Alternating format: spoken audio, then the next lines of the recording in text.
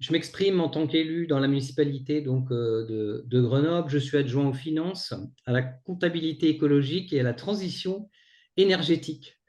Et le sujet de la transition énergétique, je le suis depuis très longtemps, depuis plus de 25 ans en réalité. Et j'ai eu plusieurs mandats d'élu. Et donc, ce que je vais présenter, bien sûr, le travail d'une équipe. C'est un engagement quotidien de pouvoir pousser des actions multiples. Et pour moi, c'est un grand plaisir de montrer que ça marche en réalité si on le met en place. Et donc, c'est ce que on va parcourir en une demi-heure. Et donc, ma présentation va d'abord aborder le contexte des actions menées à Grenoble. Je vais en parcourir certaines. Et puis, je vais raconter un petit peu ce que nous avons déjà engagé de longue date. Parce que tout ce qui est mené et tout ce que je vais raconter ne s'est pas déclenché hier. C'est le fruit de plusieurs années d'action et de travail. Et puis, je ferai un focus particulier sur le programme de sobriété énergétique que nous avons mis en place fin 2022 et qui se poursuit. Et l'objectif et l'ambition, c'est de poursuivre parce que nous sommes aperçus que c'était un levier extrêmement important. Et donc, ça sera l'occasion de voir un peu comment nous avons mis ça en place et de tirer les premières conclusions, puisque ça fait maintenant 1 an et demi que les choses sont actives et se poursuivent. Voilà ce que je vous propose à présent. Et donc, le contexte énergétique, climatique, je vais aller assez vite. J'imagine que vous êtes bien informés de tous ces sujets, des sujets de budget carbone, où au rythme actuel, au niveau planétaire, le fait de vouloir, et l'objectif des accords de Paris, de rester à moins de 1,5 degré de réchauffement, on sait que ce sera probablement dépassé, mais ça équivaut à 10 ans d'émissions au rythme actuel. Et donc, on voit bien qu'on ne peut pas, en 10 ans, infléchir du jour au lendemain, passer à zéro les émissions de gaz à effet de serre. Donc, il est très important d'agir dès aujourd'hui, le plus tôt possible et le mieux pour éviter les conséquences dramatiques qui verront jour. Et donc, pour nous, toute tonne évitée est fondamentale. Et c'est pour ça qu'il faut agir sans délai. Et les reports que l'on peut observer au niveau du gouvernement sur aujourd'hui ma prime rénov, sur on casse le thermomètre sur les DPE, tout ça, finalement, ça se traduira par des dégâts climatiques de plus en plus forts. Donc, au contraire, il faut agir tout de suite. Agir sur le climat, mais en ayant bien conscience que la planète connaît d'autres limites et on ne peut pas imaginer des solutions qui négligeraient ces différentes limites. Là encore, je ne vais pas avoir le temps de les évoquer toutes, mais il faut, et on sait bien qu'on a des problèmes de dépassement, de pollution diverses, de flux géochimiques du phosphore, de l'azote qui sont perturbés et qui aujourd'hui ne permettent pas les équilibres de l'eau potable, de la consommation de sol, et j'en passe. Et donc, il est bien important de rappeler qu'un ensemble de limites chiffrées à 9 par les experts existe et que nous devons impérativement respecter dans les choix que nous faisons et les actions que nous mettons en place ces différentes limites. Et j'en rajouterai encore en évoquant la situation ce qu'on appelle le donut, la représentation au donut, qui est que ces actions de transition doivent être impérativement menées en respectant donc un plancher social minimal. Et on ne pourrait pas imaginer des actions pour riches qui finalement négligeraient le minimum en termes d'éducation, de citoyenneté, d'égalité des sexes et d'autres encore objectifs de développement durable qui constituent ce qu'on appelle un plancher social. Et donc, nous avons un espace juste et sûr qui est représenté dans le donut. C'est l'image à gauche, en bas, là, que je ne sais pas si vous voyez ma souris, qui représente en vert l'espace juste et sûr qui permet de représenter sous forme graphique l'ensemble de ces dimensions. et finalement de n'en négliger aucune. En fait, à Grenoble, on essaye, on expérimente, dans le cadre d'une démarche Grenoble 2040, essayer de, comment dire, situer nos actions politiques avec une vision un peu en recul. Il y a une interférence, s'il y a un micro qui… Ouais, ouais. Voilà, merci. Et donc, ce que je disais, c'est que nous avons un objectif de Grenoble 2040 neutre en carbone, en empreinte carbone, hein, avec tout ce qu'on importe et pas seulement les émissions territoriales. Et donc, l'objectif est, à travers ce recul, eh bien, d'avoir des politiques publiques qui s'inscrivent dans une démarche globale. Donc, on réfléchit bien en transversal dans tous les secteurs, qu'il s'agisse de la ville, hein, donc de mobilité, d'urbanisme, d'espace public, et j'en passe. Et donc, on essaye d'inscrire dans cette démarche, eh bien, le fait de nous situer dans un espace juste et sûr pour, à l'échelle globale, l'humanité, mais on peut y contribuer à l'échelle locale. Une minute, une Et, minute. On va demander aux gens qui sont en Zoom de fermer leur micro. Merci. Et donc, à Grenoble, on a déjà engagé plusieurs actions qui ont fait parler d'elles. Dès notre arrivée, on a pu supprimer la publicité sur les espaces publics parce que le contrat avec Deco, la société Deco, s'arrêtait et on n'a pas renouvelé un appel public pour afficher de la publicité sur l'espace public. Donc, c'était un premier exemple il y a 10 ans. Nous avons aussi décidé de limiter la vitesse à 30 km/h sur quasiment tous les axes, sauf les plus rapides, mais on a inversé. Au lieu de dire on a une zone 30 ici, on s'est dit non, c'est sur la ville la zone 30, et finalement la zone 50, ça sera que quelques axes que nous définissons.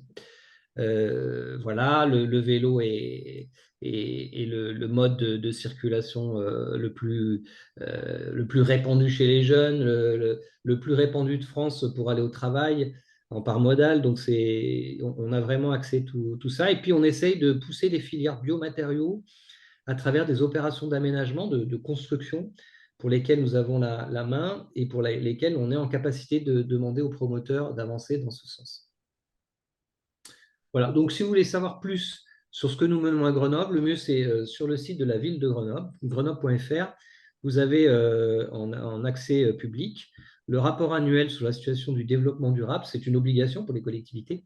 Et donc, ici, j'ai mis la vue de notre dernier mandat, Grenoble 2022. On était capitale verte de l'Europe en 2022.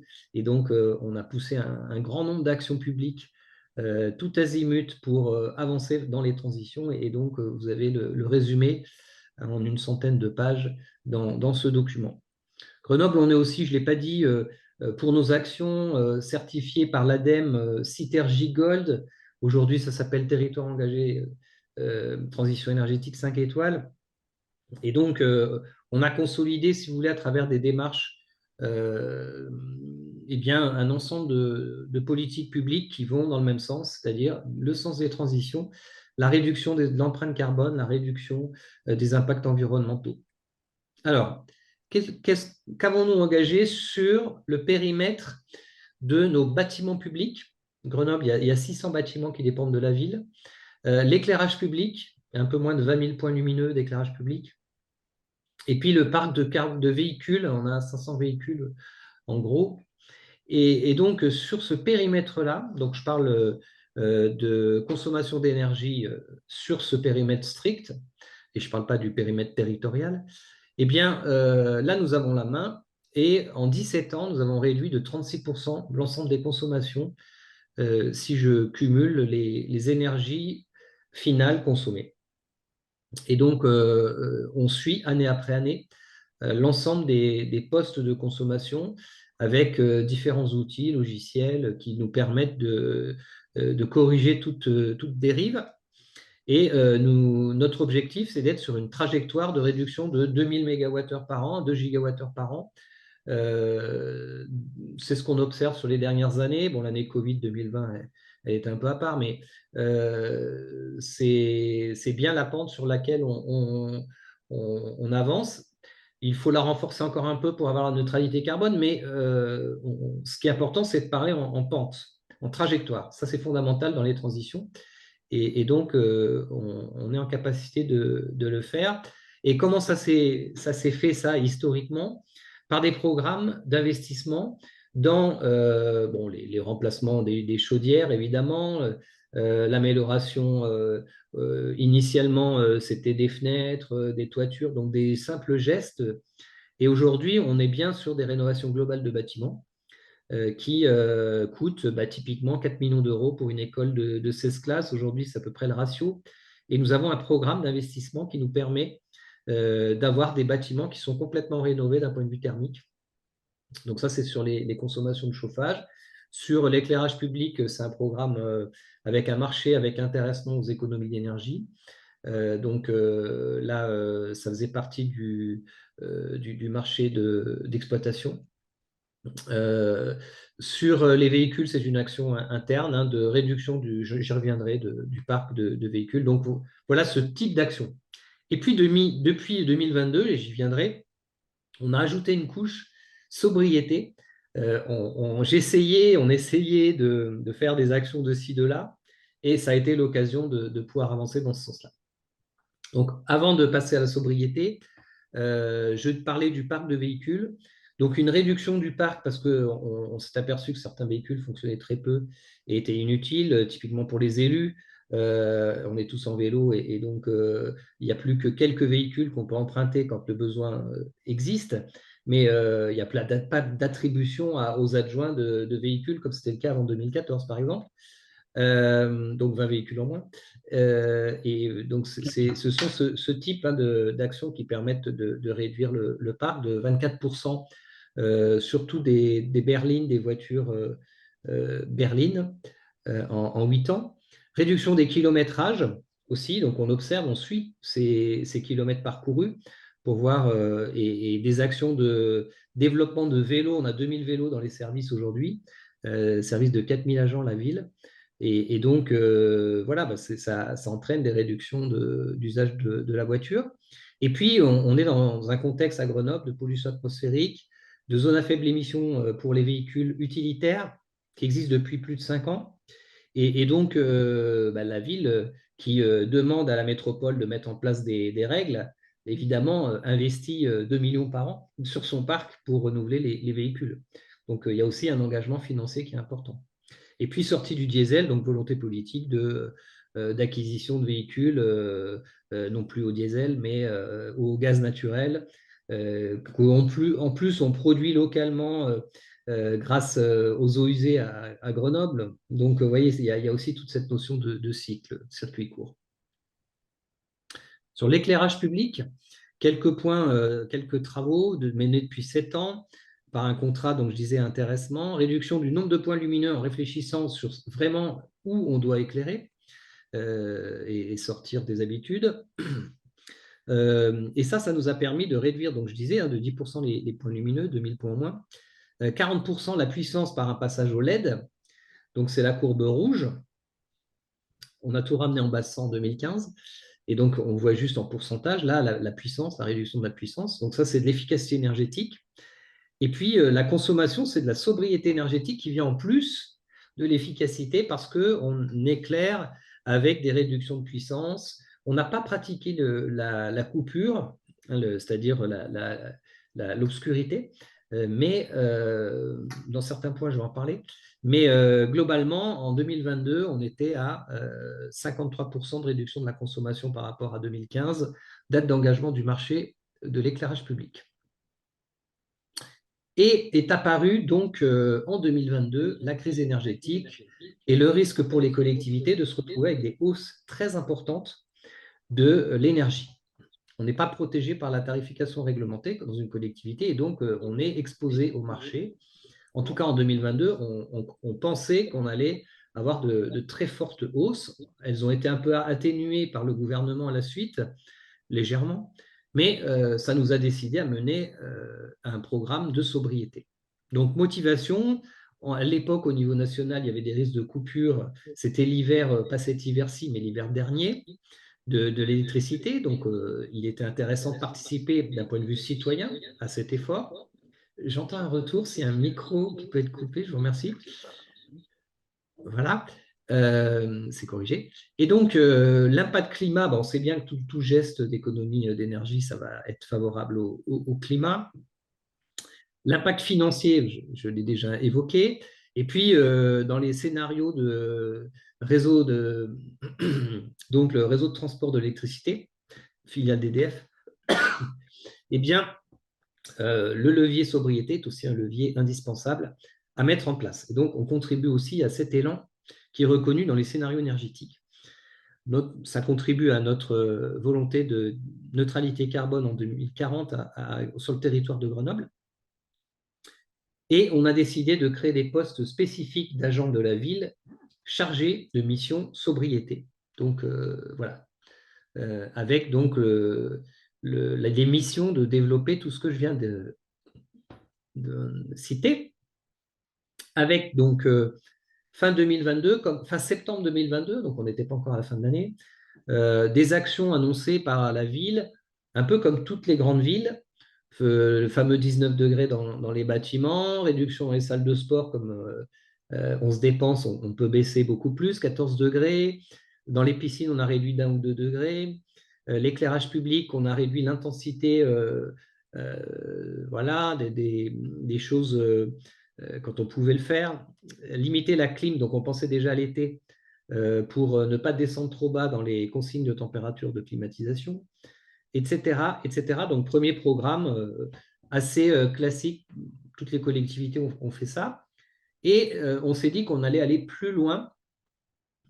Alors déjà, avec une gouvernance adaptée, ça veut dire que c'était piloté au plus haut niveau de la hiérarchie municipale, aussi bien au niveau des adjoints qu'au niveau, le maire le citait tout le temps, et du coup, c'était presque le maire qui était présent. Et au niveau de la direction générale des services, donc le directeur général des services, ainsi que l'ensemble de l'équipe de direction générale. Donc c'est bien la tête de l'administration qui est présente dans ce comité de pilotage, CARE, on l'a appelé, Coordination, Anticipation, Réponse à la crise énergétique, qui donc permet de mettre en place ces objectifs, de les suivre et de valider donc les actions donc, qui sont menées après validation politique dans le groupe politique majoritaire. On a commencé une réunion par mois, aujourd'hui c'est plutôt une réunion trimestrielle, mais on poursuit ce type de réunion. Alors, la première chose qu'on a faite, c'est de demander aux agents de la ville de faire des propositions, puisqu'on avait une première liste que je viens d'évoquer, mais on s'est dit que finalement, seuls les agents de terrain qui sont quotidiens dans les bâtiments et qui exercent la mission de service public bien, étaient en capacité peut-être d'aller plus loin dans les objectifs. Certains voilà, ont joué le jeu, et beaucoup, parce qu'on a eu beaucoup de réponses, plus de 200 propositions ont été recueillies émanant d'agents de la ville pour mettre en place de façon renforcée la sobriété énergétique. Alors, dans ces propositions, plusieurs ont été retenues, j'y viendrai. On n'a pas retenu des bouleversements d'organisation de travail avec fermeture de sites complets, même si on a quand même fait des petites choses, notamment entre Noël et Nouvel An sur certains sites où c'était possible de réduire le chauffage, mais pas de façon généralisée. Je n'ai pas le temps de tout lire. On n'a pas fait d'extinction lumineuse. On n'est pas revenu à 4 jours pour les rythmes scolaires parce que ça aurait fait un jour d'économie de chauffage. Mais l'intérêt des enfants, c'est quand même les 4 jours et demi. C'est ce que nous, on a toujours développé à Grenoble, et on ne va pas remettre en cause cet acquis, bien que voilà, ça aurait pu être redébattu. On n'est pas repassé à l'essence par rapport au gaz naturel des véhicules qui avait dépassé le prix de l'essence à un moment, devant l'envolée du prix du gaz. Certains ont voulu qu'on distribue la bande dessinée de Jean Covici, qui ne va pas forcément dans l'ensemble de nos messages de sobriété, de sortie du nucléaire, par exemple.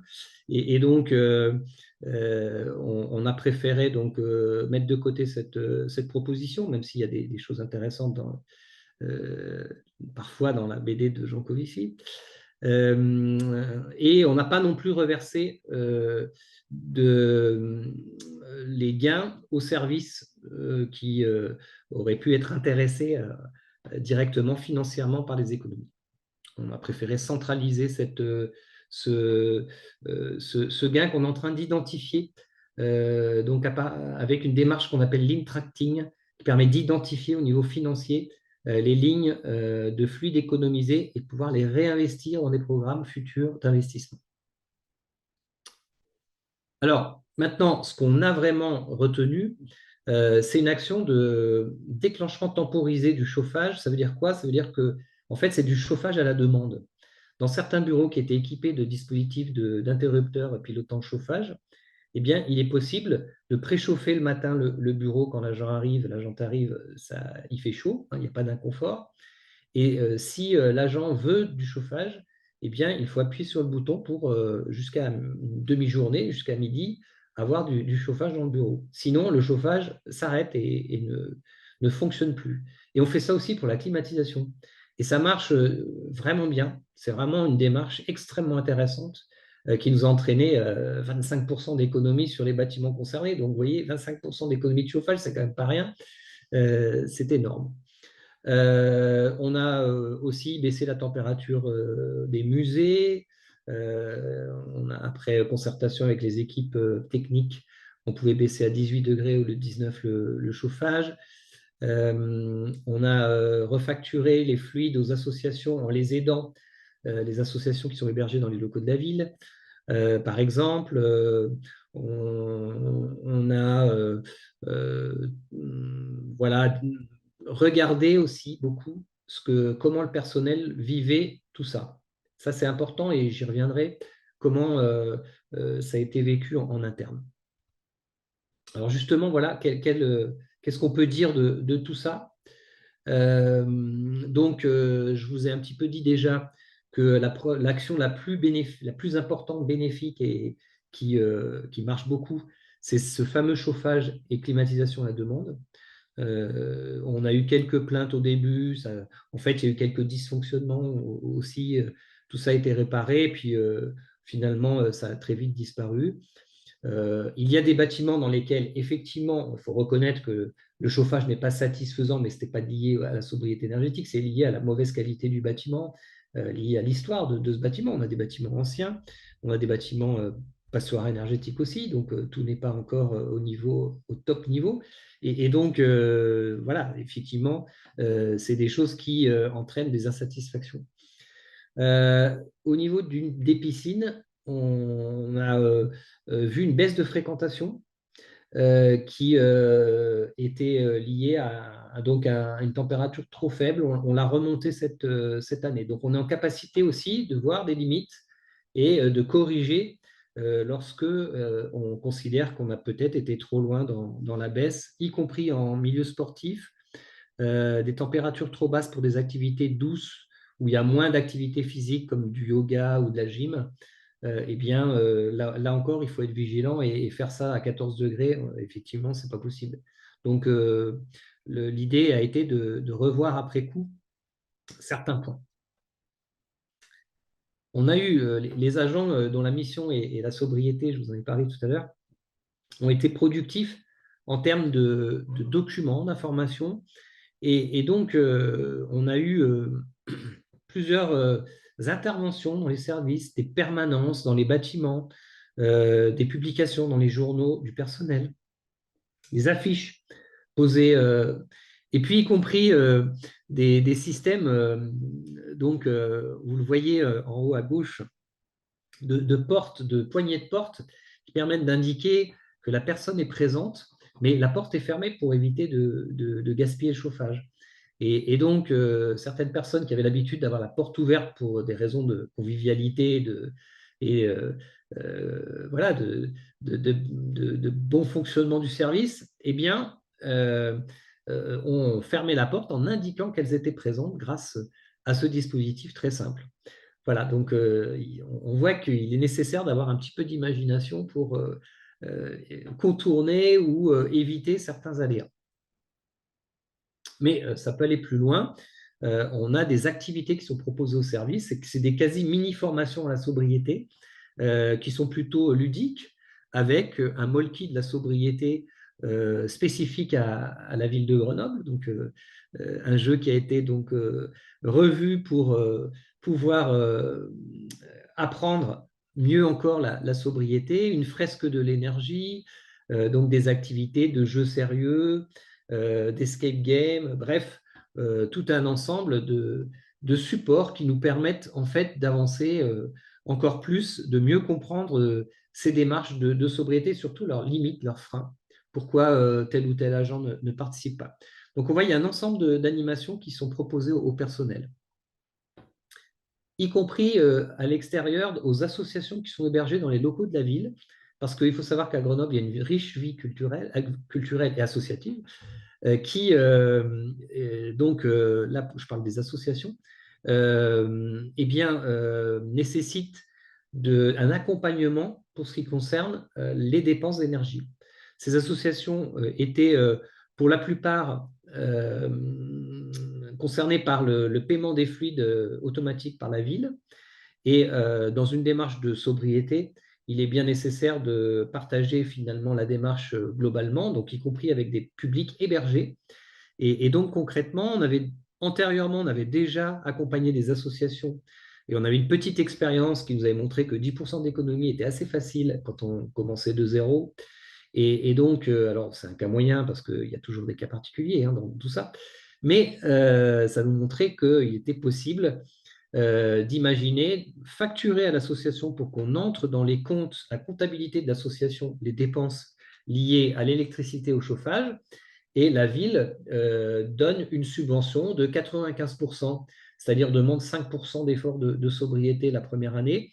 Et ensuite, on rediscute en fonction de ce qui a été observé, ce qui a été fait, du type de bâtiment. Donc, vous voyez, on inverse un peu les choses et on a même des associations de petite taille qui ont pu souscrire elles-mêmes des compteurs d'électricité avec une tarification réglementée, c'est-à-dire euh, bénéficier du bouclier énergétique de l'État, alors que la ville n'est pas en capacité, étant donné sa taille, de le faire. Voilà, donc on a eu toutes ces démarches par rapport à ce public associatif qui est accueilli dans nos locaux. Alors, quels impacts et quelles actions ici donc sur l'éclairage public, c'est un peu technique, mais on a représenté la courbe de puissance du système du point lumineux. Donc, avant, il fonctionnait à 100% avec un creux dans la nuit, mais aujourd'hui, avec 2 abaissements avant notre système, à 3 abaissements. La sobriété, ça a été de rajouter un niveau de réduction de la puissance lumineuse, une réduction à moins 70% du flux lumineux et de la consommation électrique dans les heures entre minuit et 4 heures du matin, en gros, hein, ou 0 heure et 5 heures, voilà, qui donc permet de dégager une économie supplémentaire et puis aussi de l'économie initiale à 85% au lieu de 100%. Bref, vous voyez qu'on est en capacité de réduire sans impact important les puissances d'éclairage public. On a aussi travaillé sur les parcs et jardins qui étaient éclairés sans vraiment, par habitude, hein, sans vraiment avoir de réflexion sur l'usage. Et finalement, on s'est aperçu qu'éteindre les parcs et jardins, ça n'avait pas beaucoup d'impact, excepté les grands.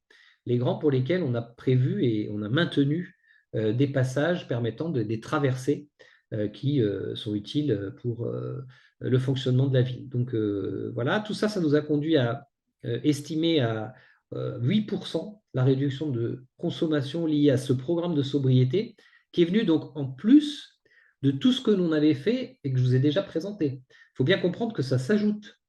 La sobriété, c'est une couche supplémentaire dans les travaux de transition énergétique.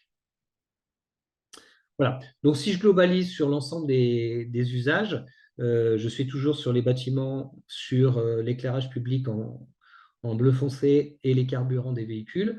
Eh bien, en 2023, je n'ai pas encore les chiffres définitifs puisqu'on ne les a pas encore consolidés. On devra avoir un net décrochage qui, finalement, résulte de toutes ces actions dont je viens de parler. Et donc, finalement, on n'a pas vu notre facture énergétique augmenter de 4 millions comme on prévoyait au vu des hausses de l'énergie. On a diminué de 21% les consommations de chauffage. On a diminué de plus de 10% les consommations électriques supérieur à 36 kVA, kilowatts. Sur les autres, on n'a pas pu estimer aussi finement, mais on a des éléments encourageants. Donc, j'ai ça. En fait, ça, c'est le bilan synthétique de toutes les actions de sobriété engagées. Donc, c'est 9,2 gigawattheures. Ça représente 15% d'économie d'énergie par rapport à donc la consommation de 2022 avant le programme. 1,1 million ont pu être économisés. Donc c'est considérable, considérable financièrement, considérable en termes d'impact énergétique. Et donc, on s'aperçoit que bien qu'on ait travaillé, je vous ai dit déjà, réduction de 36% de la consommation, donc on enlève à plus d'un tiers, grâce à de l'efficacité énergétique globalement, le fait d'avoir une action forte de sobriété vient en plus réduire significativement les consommations. Et ça, c'est une leçon, je trouve, très importante que nous allons évidemment suivre, confirmer avec d'autres chiffres, mais ça a été une surprise qui donc nous a bien réjouis en tout cas.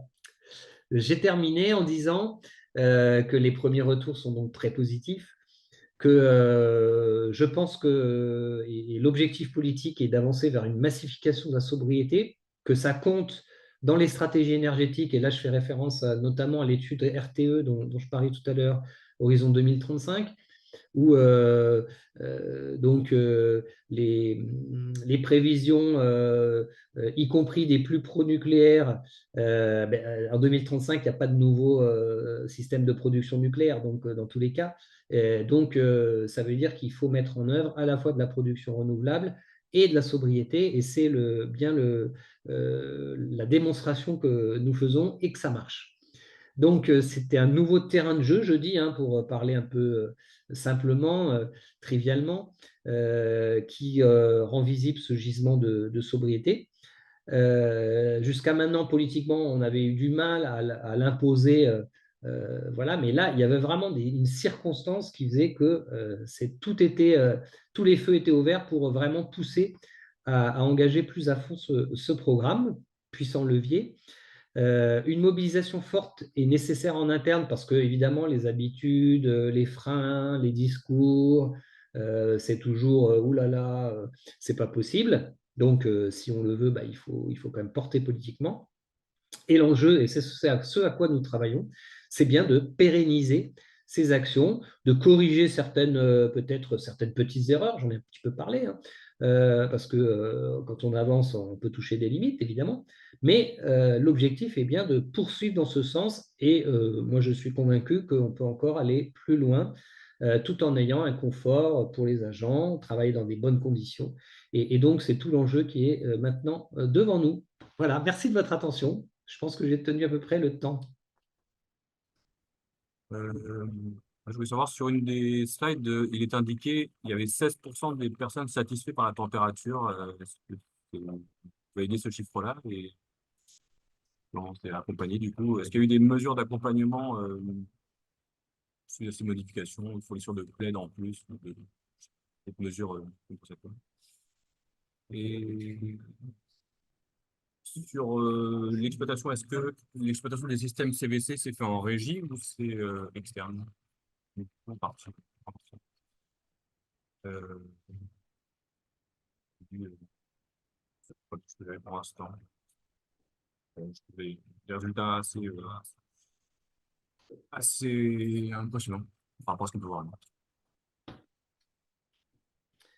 Oui, donc par rapport à l'appréciation du chauffage, première question, on a fait des questionnaires,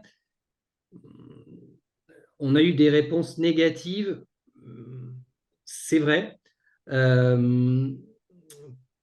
Peut-être pas liées au programme de sobriété, peut-être liées aux bâtiments eux-mêmes. Et donc, on n'était pas sur un élément spécifique aux questions de sobriété. On sait qu'on a des bureaux qui sont mal exposés, on sait qu'il y a des inconforts qui sont réels. Donc, et on avait aussi une question sur notre formulation, ouais, vraiment bien interpréter ces chiffres était compliqué. Hein, voilà. Donc, en tout cas, ce qui est certain, c'était les tout premiers chiffres, ça. Ce qui est certain, c'est que le sujet est traité dans les instances de concertation avec le personnel, mais il ne donne pas lieu à de polémiques ou comment dire, de tensions particulières, hein, notamment dans les discussions avec les organisations syndicales. Il n'y a pas, si vous voulez, de problème. Il y a quelques points identifiés, oui, mais il n'y a pas il y a pas de grève, il n'y a pas d'article de presse. Il n'y a pas d'intervention de conseillers de l'opposition qui sont friands, hein, de ce genre de situation s'il y avait de l'inconfort généralisé. Ça, c'est pas du tout le cas. Donc, de ce point de vue-là, euh, on n'a pas noté de situation délicate à grande échelle. Il peut y en avoir, je vous dis, pour des raisons particulières liées au bâtiment, mais ce n'est pas un obstacle aux actions de sobriété. Deuxième question sur l'exploitation. Oui, tout est exploité en régie. Et les réglages de consignes, tout le chauffage est exploité en régie. On a une quarantaine d'agents qui exploitent pour la ville, le CCAS. Et donc, de ce point de vue-là, il y a une forte réactivité par rapport aux consignes que l'on donne. On ne passe pas par des procédures de marché, d'avenant, de tout ce qui... voilà. Et voilà, donc du coup, il y a une culture interne, il y a une proximité des agents pour parler, pour expliquer aussi, même si tout n'est pas aussi simple que je l'exprime là, hein, mais on est quand même dans une situation particulière où on a une connaissance fine des installations par le personnel de la ville, et ça n'existe pas si vous avez des prestations. Donc, de ce point de vue-là, on a une qualité et une facilité d'intervention que n'ont peut-être pas toutes les collectivités. À Nantes, c'est partiellement en régie, notamment pour tout ce qui est école, association. Et ça a été externalisé au fur et à mesure parce qu'il y a des difficultés de recrutement, manque de personnel qui ne permettait pas d'exploiter la totalité. Par exemple, les gymnases ont été externalisés. euh, des bâtiments de manière historique les plus compliqués, type musée, grande salle de sport, ont été externalisés depuis.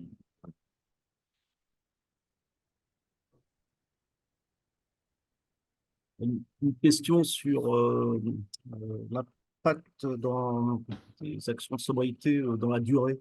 C'est-à-dire que là, je pense qu'il peut y avoir des progrès importants les premières années, parce qu'on s'attaque à des choses, je dirais pas évidentes, mais enfin, qui sont très visibles. Est-ce qu'on peut continuer sur cette lancée longtemps? Est-ce que les gains ne vont pas faiblir au fil du temps, une fois qu'on aura, je dirais, raboté à peu près tout ce qui est plus ou moins facile, enfin facile, entre guillemets. C'est difficile à dire comme ça, de prévoir, surtout qu'on n'avait pas prévu autant de résultats positifs, hein. Donc, a priori, on s'était dit 2 degrés de chauffage, 15% maximum, les petits comptes classiques et sur certains bâtiments, je vous dis, ça a été 25% de réduction de chauffage. Donc, la prévision est difficile. On est revenu en arrière très légèrement. L'objectif, ça a été de reculer le moins possible, tout en écoutant les réactions. Je vous ai parlé d'une piscine où on reviendra à 27 degrés. Voilà, donc des petites choses qui voilà, tiennent compte de la réalité de ce que l'on observe. Donc de ce point de vue-là, on ne devrait pas trop perdre. Est-ce qu'on a encore des possibilités? Je pense que oui. Sur les questions d'électricité et de climatisation, on est tombé sur une question qui est posée maintenant au niveau national. qui concerne la climatisation des musées et qui impose pour la conservation de certaines œuvres 22 degrés de climatisation. Donc là, on n'est pas à 26 comme dans les bureaux, mais 22 quand il fait chez nous 35 ou 38 en été à Grenoble, il y a des beaux îlots de chaleur. Et donc, ça c'est extrêmement consommateur. Alors, évidemment, il n'est pas dans mon propos de ne pas tenir compte de l'importance du patrimoine et des œuvres, mais il est quand même intéressant d'avoir une réflexion sur peut-être une différenciation de certains lieux qui où il serait nécessaire d'avoir une température aussi basse, plutôt que d'avoir une consigne généralisée sans finalement discerner l'importance de tel ou tel niveau de température. Donc l'idée, c'est de creuser un peu le sujet pour voir comment mieux piloter finalement les systèmes de climatisation là où on en a réellement besoin. Ça serait ça le... Voilà. Et aujourd'hui, on est sur des choses qui n'ont pas été suffisamment dans le détail à mes yeux. Donc, ça concerne les musées, bibliothèques patrimoniales où il faut qu'on regarde d'un peu plus près ces questions-là. C'est un exemple qui montre que je pense qu'il existe, et dans l'éclairage public aussi, quand on regarde les niveaux d'éclairement par satellite des villes en Europe, on s'aperçoit qu'en Allemagne, les villes allemandes ont moins de flux lumineux au sol que chez nous. Donc, bien qu'on ait déjà réduit significativement, je pense qu'il y a là encore des possibilités. Tout ça doit être fait de façon concertée, douce, mais il existe encore des gisements. Il faut qu'on les regarde d'un peu plus près, mais c'est pour dire qu'on n'a pas encore tout exploité à mon sens. D'autres questions? Faut se rapprocher.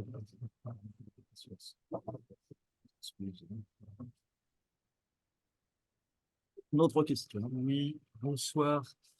J'ai une question concernant l'éclairage public. Les différents niveaux que vous avez mentionnés, est-ce qu'ils correspondent au fait qu'on éteint un certain nombre de sources lumineuses ou qu'on réduit l'intensité? On Et quel réduit. système d'éclairage? Parce que, Voilà. voilà, enfin, moi je viens d'une commune où il y a un éclairage qui me semble abusif, avec des tas d'artères qui ne sont pas fréquentées et éclairées toute la nuit. Donc, le principe, c'est d'avoir modifié les sources lumineuses qui étaient à l'époque sodium, je crois, qui sont en LED. Et donc, les systèmes à LED permettent une réduction programmable dans le temps. Et donc, au lieu de commencer à 100%, on a commencé à 85%. Et ensuite, on a un gabarit qui est en fait calé sur le milieu de la nuit. Donc, c'est un système de pilotage de tout ça. Donc, à la base, par rapport à votre question, il n'y a pas d'extinction, mais une réduction de puissance qui est possible grâce au système de LED. Et donc, ce système-là, je pense, ne fonctionnerait pas sur n'importe quelle source lumineuse. Donc, ça demande un investissement. J'en ai pas parlé, mais pour réduire de 50% les consommations de la ville dont j'ai parlé initialement, avant la sobriété, il y avait déjà un peu de sobriété dans la démarche. Bah, déjà de réduire de 10% les points lumineux, pour moi, c'est de la sobriété. Mais il y a aussi 2 millions d'euros d'investissement, comme les véhicules d'ailleurs, spécifiques là-dessus. Donc, c'est une volonté politique de dire on met les moyens. On avait un parc défectueux, très dispendieux, avec des pannes, etc. Donc, c'était vraiment le moment d'investir. Et donc, il y a un gros programme de 16 millions d'euros, 8 fois 2, 8 fois 2 qui a été ciblé rien que là-dessus. Mais la transition énergétique, on sait bien, la transition écologique, c'est des moyens à investir. Et donc, voilà une illustration typique d'un domaine où d'ailleurs les temps de retour sont les plus faibles. c'est-à-dire que la collectivité finalement gagne rapidement en termes d'économie de fonctionnement par ses investissements sur l'éclairage. À ma connaissance, c'est le temps de retour le plus faible. Très bien, c'est combien de temps? Ça dépend de la situation dans laquelle vous partez, mais j'ai déjà vu des systèmes amortis en 5 ans, entre 5 et 10 ans, facilement. Donc, on lance par rapport aux résultats actuels, là, effectivement, sur l'électricité, on est à moins 5% sur les bâtiments, la partie électricité spécifique. C'est peut-être là qui est effectivement, le gain possible, c'est sur la partie ventilation qui était de mémoire identifiée comme le deuxième plus gros poste d'économie par mégawatt après la baisse du chauffage à 19 degrés dans le tertiaire. La coupure de la ventilation la nuit et le week-end, si possible, c'était le deuxième poste avec le plus d'économie potentielle. Oui. Après, en fait, la situation, il faut regarder la situation de chaque parc. Par exemple, nous, on a peu de bâtiments ventilés mécaniquement. Donc, voilà, ça dépend. Il faut l'adapter à chaque situation, chaque parc.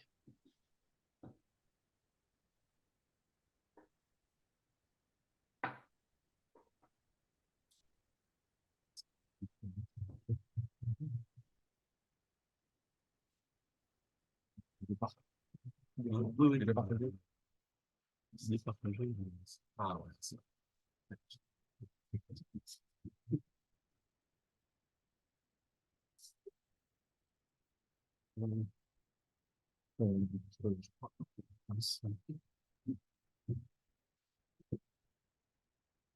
Du coup, bonsoir à tout le monde. Est-ce que tout le monde entend bien à l'extérieur? Vous entendez bien? Ok. Euh, moi, je vais vous présenter euh, le travail qu'on fait avec un collectif qui regroupe plusieurs associations, donc, qui s'appelle le Livre blanc pour le climat.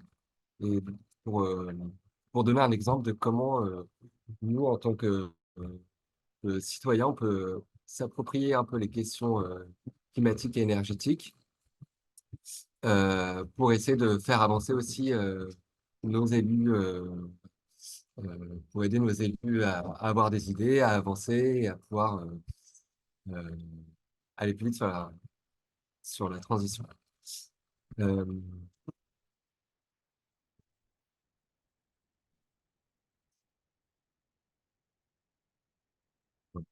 alors, je vais commencer rapidement par expliquer d'où ça vient. Euh, d'abord, c'est en 2018-2019, quand il y a eu beaucoup, je ne sais pas si vous vous souvenez, à ce moment-là, il y a les Youth for Climate qui se sont créés à l'initiative de Greta Thunberg qui faisait la grève pour le climat tous les vendredis. Il y a eu les marches pour le climat qui ont eu lieu suite à la démission de Nicolas Hulot du gouvernement. Il y avait Extinction Rébellion qui s'est lancé. Tout ça, c'est passé à peu près en même temps. Donc, il y avait une profusion de personnes qui souhaitaient se mobiliser pour le climat, mais sans trop savoir comment faire, quoi faire pour faire avancer les choses. Du coup, nous, à Nantes, on s'est regroupés pour lancer un appel à la déclaration d'urgence climatique sur Nantes Métropole, euh, euh, avec 4 mesures relativement génériques. Euh, mais voilà, pour essayer d'enclencher la transition et le changement. Euh, on- la métropole a déclaré l'état d'urgence climatique sans reprendre nos 4 propositions euh, de mesures. Néanmoins, ça nous a déjà permis de, de rentrer plus en contact avec, euh, avec les élus à ce moment-là, de quand même leur faire déclarer l'état d'urgence.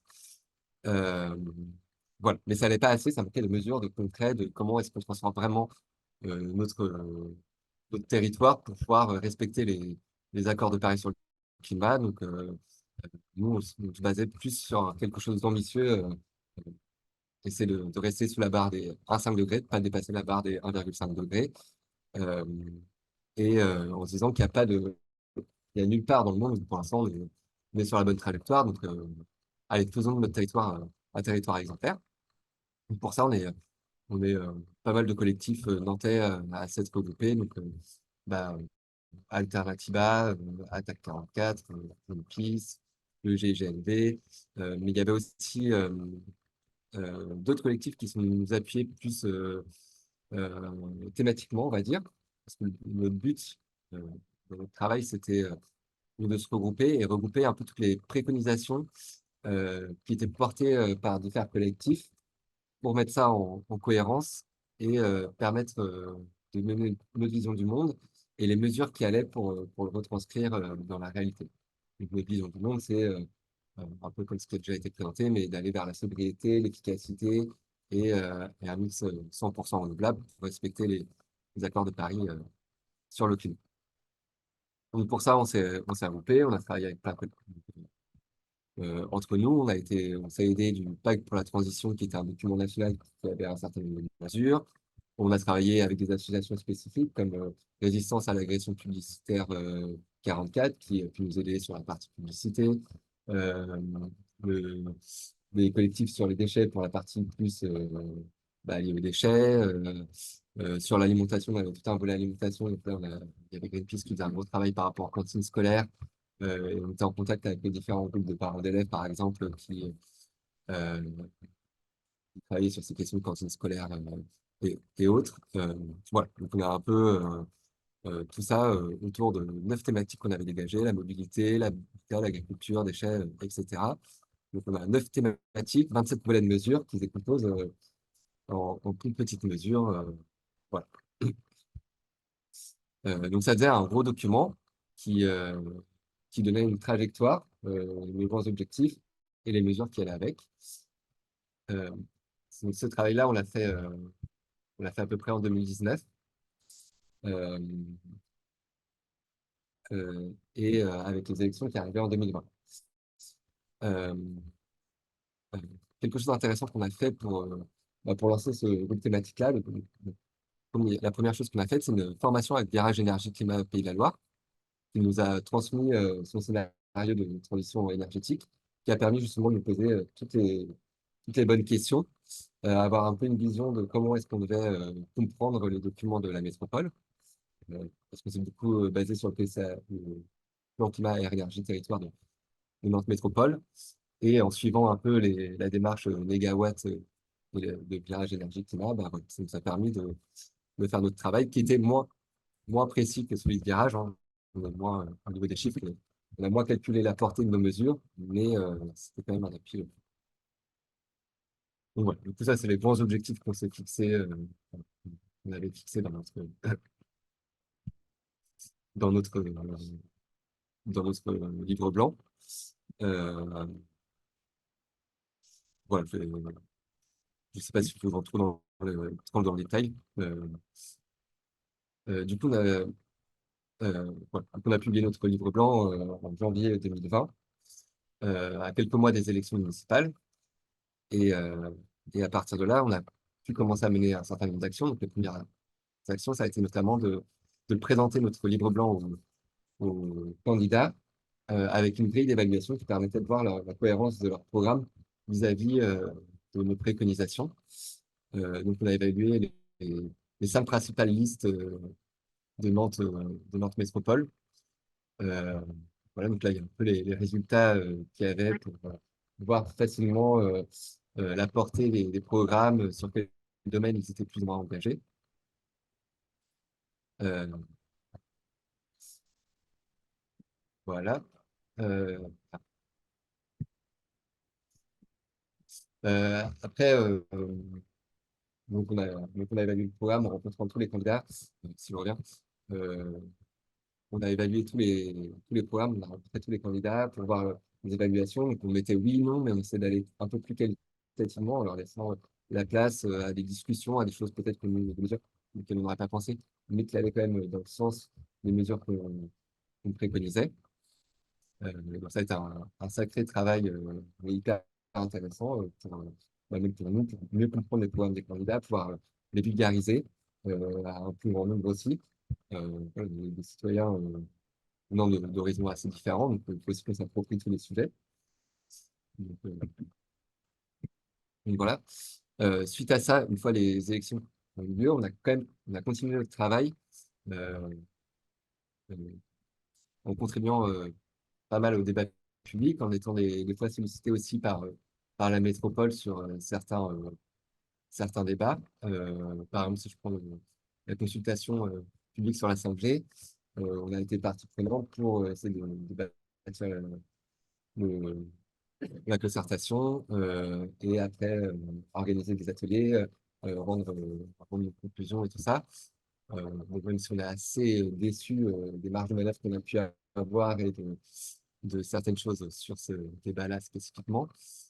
Euh, mais, euh, mais bon. Euh, on a pu contribuer aussi à d'autres euh, d'autres débats et apporter notre avis. Par exemple, si je prends l'aménagement du pont d'Alvue, euh, la, la dimension environnementale avait été très peu prise en compte dans les documents présentés. Et ça, c'est une faille qu'ils ont aujourd'hui pris en compte. Je ne sais pas exactement où ça en est aujourd'hui, mais qui ralentit les démarches parce que du coup, il n'y avait pas de la dimension environnementale du projet de doublement d'un pont. Enfin, le pont de Bellevue, c'est un pont qui est sur le périphérique nantais. Il devait être doublé et où c'était bah, il y a plus de voitures, donc pour limiter les bouchons, on va permettre de mettre encore plus de voitures. Plutôt que de se poser la question de oui, bah, on doit réduire drastiquement nos émissions liées à la mobilité et donc principalement au recours à la voiture individuelle. Donc, quelle autre proposition on peut mettre en place? Est-ce qu'on ne peut pas plutôt avoir des voies dédiées à des transports en commun aussi sur ce périphérique-là, permettre à d'autres transports aussi d'avoir, de pouvoir, d'autres alternatives, de pouvoir circuler aussi. Il y a eu moi, elles y sont pas toutes, je pense. Il y a eu le règlement local de publicité métropolitain aussi, on a pas mal contribué, qui a permis d'avoir une réduction du nombre de panneaux, limitation du nombre de panneaux numériques. Même si on n'est pas satisfait et qu'on continue à lutter contre l'interdiction de tous les panneaux numériques. Il faut savoir que le contrat, nous, contrairement à Grenoble, le contrat avait déjà été re-signé avant que le règlement local de publicité soit refait. Euh, Voilà, il y a quand même une diminution du nombre de panneaux sur les éclairages des vitrines et des choses comme ça aussi. On a pu limiter l'éclairage des vitrines et des choses comme ça.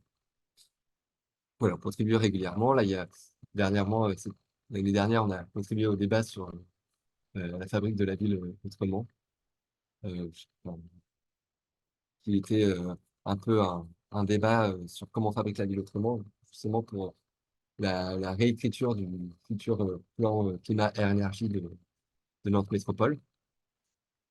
Et voilà, du coup, on a pu remettre les propositions, dont un certain nombre qui sont remontées euh, à la métropole. Ce qu'on a fait d'autre, c'est aussi des suivis. On suit la politique climat de la métropole de Nantes.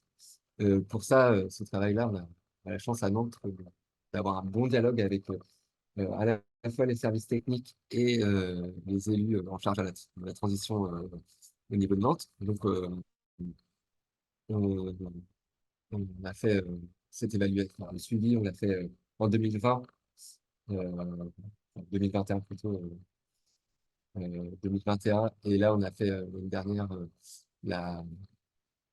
le bilan de mi-mandat et on fera une évaluation en fin de mandat. Et ça, on a pu le faire directement en lien avec les services techniques et les élus, que ce soit pour comment est-ce qu'on peut procéder, la récolte des données, euh, euh, sur comment est-ce qu'on évalue. Euh, donc au début, ça c'est le baromètre de la transition, on l'avait fait en 2020, qui est un outil plus, euh, comment dire, plus qualitatif, mais qui était aussi plus complexe, et on était la seule ville en France à l'avoir mis en place. Donc, c'était un tableur. Enfin, voilà. Donc, ça nous semblait assez intéressant, mais vu qu'on était la seule ville et que c'était relativement complexe en termes de mise en place et en termes, par exemple, pour la récolte des données, on avait toujours le problème de, bah, nous, notre pas de temps, il est de 2 ans, mais sauf qu'il n'y a pas les données qui sont disponibles sur ce pas de temps-là, donc c'est assez compliqué. Donc finalement, le pacte pour la transition, euh, euh, avec le réseau Action Climat et Alternativa, on crée un nouvel outil pour évaluer, suivre les politiques climat menées par la métropole, enfin par les villes, en fait, parce que c'est un outil qui est national, donc toutes les villes, tous ceux qui voulaient pouvaient le remplir, enfin tous les collectifs citoyens pouvaient. Ah, les villages, voilà, et du coup, il y a des territoires assez différents qui ont pu remplir cet outil-là avec des questions plus, on va dire, plus simples. C'est avez-vous mis en place tel ou tel type de mesure? Et donc, nous, on est finalement, voilà, aujourd'hui, on travaille plus sur ce pacte de la transition-là pour aussi avoir un comparatif entre les différentes villes. Euh, donc, je suppose qu'à Grenoble, il a été fait. Donc, vous retrouvez l'ensemble du questionnaire en fait, qu'on a rempli. On l'a rempli directement avec, comme je disais, avec le service technique et les élus de la métropole. Et on a été aidé par des étudiants de Centrale Nantes aussi pour se faire ce travail-là. Euh, euh, voilà. Et du coup, ça a donné la diapo suivante. Ouais. Donc, nous, ça nous a permis de faire un bilan de mi-mandat. On a publié en décembre dernier. Donc, là, on peut le voir directement remis aux élus. Là, on est en discussion avec Johanna Roland, présidente de la métropole, mais on a pu aussi discuter avec d'autres élus des autres partis, des autres oppositions de la majorité, sur différents aspects. Euh, donc voilà à quoi ça ressemble, la visibilité, comme ça on peut voir un peu. C'est une échelle sur 3, avec 0, c'est ils n'ont rien fait du pacte de la transition, des mesures du pacte de la transition. À 3, tout a été mis en place. Donc nous, on est dans une note moyenne de 1, 6, ouais, quelque chose comme ça à peu près. Voilà. Et donc ça, c'est au global. Et, voilà. Euh, donc, enfin, ça, c'est nous, localement, qui avons pris les résultats de l'outil national pour le mettre en valeur et en essayant de mettre en avant euh, les points positifs de l'action de la métropole, parce qu'elle a quand même fait des choses qui sont intéressantes, et les aspects plus négatifs qui devraient être renforcés, euh, là où il y a des leviers d'action, et aussi, nous, on va mettre la pression. C'est aussi l'occasion pour nous de mettre en valeur euh, des mesures, des propositions qu'on pousse de par ailleurs dans nos collectifs. Si je prends un exemple en haut, là, sur les transports en commun, donc il y a eu un renforcement de l'offre, tarification solidaire avec les transports gratuits le week-end. Néanmoins, bah, il y a un problème qui persiste, c'est sur l'extra-urbain, enfin, l'extra-urbain, en fait, au-delà du périphérique, au-delà du tram. Bah, là, c'est des gens qui sont encore euh, très dépendants de leur voiture et il y a une vraie question qui se pose aujourd'hui. Et nous, voilà, on appuie le collectif Fernand qui pousse pour la mise en place du RER métropolitain avec un renforcement de l'offre, euh, et un renforcement de qualité de cette, une amélioration de la qualité de service, un renforcement de l'offre et, et voilà. Et donc, ça nous permet de, là, de mettre en avant que là-dessus, il y a eu très peu d'avancées. Il y a eu des avancées sur le tram, les bus, les chronobus, mais sur un périmètre relativement restreint, sur un périmètre plus extérieur, que ce soit le RER, enfin, mettre en place un RER métropolitain et avoir des trains à haute fréquence euh, plus lointains. Bah, voilà, ça, pour l'instant, la métropole n'est pas du tout dedans. Voilà. On est aussi très actif sur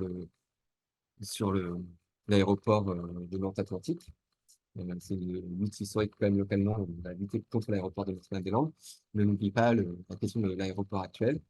Nous, enfin, et toutes les études semblent aller dans ce sens-là, c'est qu'il faut réduire le transport aérien pour réduire l'impact carbone. Et donc, voilà. Donc, nous, on est très, très engagés sur la réduction du trafic aérien, l'extension du couvre-feu, voilà, sur l'Atlantique. Et voilà, là, ça nous permet de remettre en avant euh, où il y a eu des avancées avec la mise en place du couvre-feu, qui est trop faible par rapport aux recommandations de l'OMS. Par contre, sur le plafonnement du nombre de vols, pour l'instant, il n'y a rien qui a été mis en place pour éviter une explosion du trafic aérien. Parce que, voilà, suite à l'abandon de Notre-Dame-des-Landes, il y a eu quand même une accélération de la croissance du trafic aérien, et notamment avec l'implantation de compagnies low cost, qui sont aussi celles qui bravent souvent le couvre-feu euh, de l'aéroport. Voilà. Donc là, j'ai juste pris l'exemple de la mobilité. Je ne sais pas combien de temps j'en suis, mais je pourrais vous montrer les aspects. Ok. Bah, après, je voulais aussi parler vite fait de la suite. Euh, Parce que du coup, là, c'est ce qu'on a fait actuellement. On continue. Donc, qu'est-ce qu'on va faire là cette année et dans les années qui arrivent? Donc, on va continuer à participer au débat public et aux concertations avec la métropole. Donc, actuellement, comme je disais, il y a la ville de Nantes qui prépare la refonte de son plan climat air énergie, et qui en même temps est aussi dans un programme européen sur les villes bas carbone. Et donc, on participe à ces ateliers-là. Donc, on en avait un aujourd'hui. Et moi, j'étais par exemple sur une table sur le financement des énergies renouvelables. Sven, toi, tu étais sur la mobilité extra-périphérique. Voilà. Et donc, on participe à ce groupe-là où il y a des, euh, des élus, des personnes, enfin pas des élus, plutôt des personnes des services techniques de différentes villes de la métropole, d'autres associations, des entreprises qui sont là, et puis on travaille ensemble à essayer de dégager un certain nombre de mesures. On est aussi consulté et on travaille pour un conseil citoyen qui doit être mis en place depuis quelques années, mais qui doit être mis en place pour suivre la politique climat de la métropole.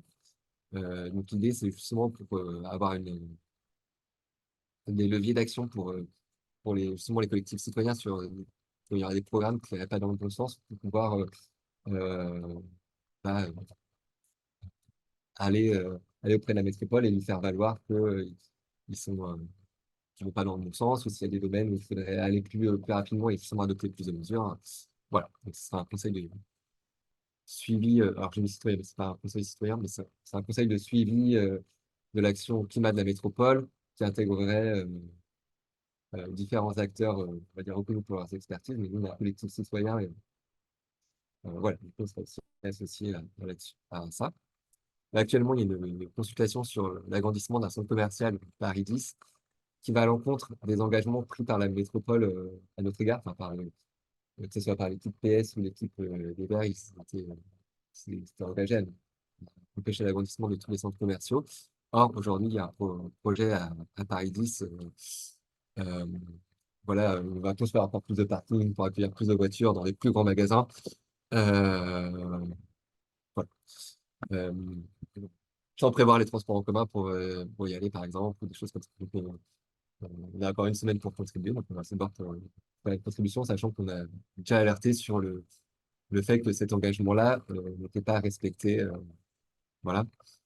Euh, il y aura sûrement d'autres concertations, mais donc ça, c'est des travaux qu'on fait régulièrement et qu'on fait en lien avec la métropole. On a à la fois le pouvoir de discuter avec eux, mais aussi le pouvoir de s'opposer quand il y a des décisions qui ne semblent pas aller dans le bon sens.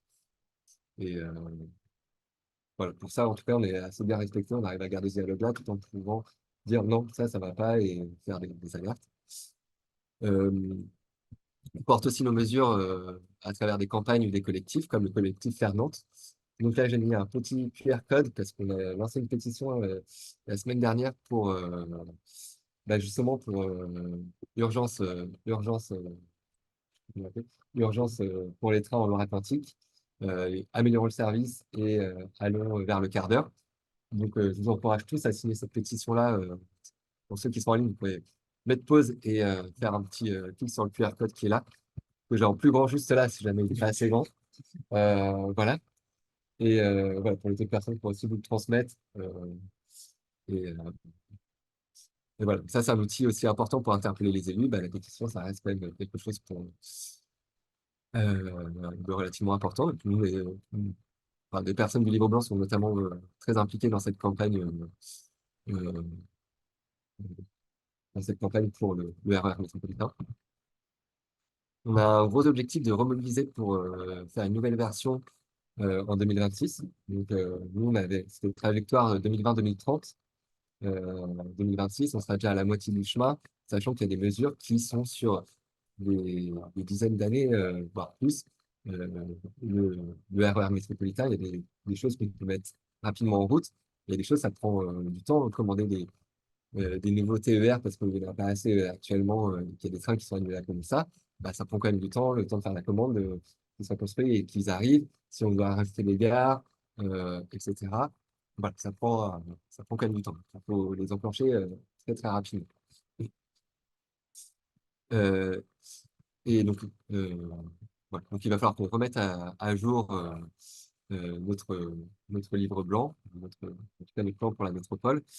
Et pour ça, il faut aussi qu'on remobilise parce que bah, avec le temps, c'est plus facile de mobiliser au moment des élections. Là, les gens se sentent imprégnés de la chose publique et se disent, bon, là, on va pouvoir agir, comment est-ce qu'on va pouvoir agir?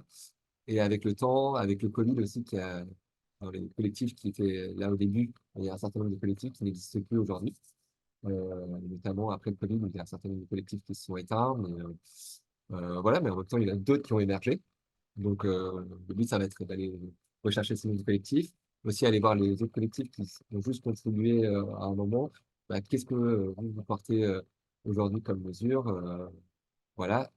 Et aussi organiser plus de réunions publiques, plus d'ateliers pour bah, inviter ce niveau citoyen à nous rejoindre et à développer leur expertise citoyenne et la mettre à contribution pour développer une vision de ce que doit devenir notre territoire. Et enfin, on travaille sur l'imaginaire, la mise en image de notre livre blanc. Euh, voilà, parce que les textes, ça parle pas toujours. Des fois, on est un peu dans des choses techniques. Du coup, on pense que essayer de le retranscrire en image, à quoi va ressembler notre ville dans 10 ans, une fois que les mesures seront mises en place. Et ben, c'est aussi intéressant de pouvoir se projeter dans quelque chose de concret, créer notre propre science-fiction. Sauf que les science-fiction, c'est pas avec des voitures volantes et des méga corporations qui contrôlent tout. Non, c'est un modèle plus solidaire, où on se déplace en vélo, en tram, en train, où il y a, voilà, où il y a plein de choses comme ça qui sont mises en place. Euh, et voilà.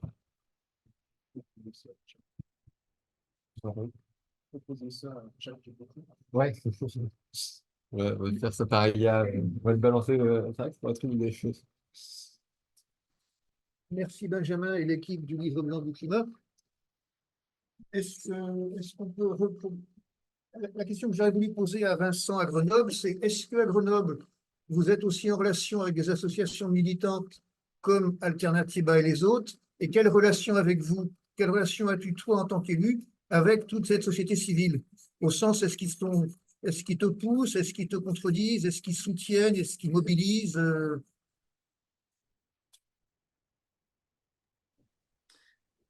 Alors, c'est important de respecter la dépendance politique des associations. Hein, donc, nous, on est écolo, mais engagés politiquement pour pousser ces questions. Et donc, évidemment, on passe en évaluation comme un peu ce qui vient d'être présenté avec toutes les listes et donc, nous avons aussi eu les questionnaires, les réponses, et nous avons répondu hein, aux différentes questions. Je me souviens du Shift Project qui était passé nous voir et qui régulièrement font un point sur les avancées. On leur explique ce qu'on peut faire, ce qu'on n'a pas pu faire. Mais voilà, donc on a un dialogue avec les associations et dans tous les champs. Donc moi plus sur l'énergie, mais le collègue qui est chargé de la fraîcheur en ville et des espaces, de la végétalisation, il passe aussi beaucoup de temps avec les associations, des différentes associations. Il y a aussi des associations de quartier, la collègue à l'urbanisme, à la santé. Bref, dans toutes les compétences, on a ces liens, ces dialogues. Voilà, donc on ne fait pas de la politique de la métropole. À Grenoble, on a un président de métropole différent du maire de Grenoble, hein, contrairement à Nantes. Donc les choses sont parfois plus difficiles à la métropole. Et donc, je pense que les associations ont leur rôle dans le cadre des structures. Vous avez parlé de différents dispositifs d'associations de citoyens. Donc, pour ce qui est des plans PCAET, typiquement. Il y a aussi le comité de développement. Je ne sais pas si c'est aussi quelque chose qui est utile à la métropole de Nantes, mais bon, c'est un canal aussi de travail pour les associations. Est-ce qu'on a des questions dans l'assistance à Nantes?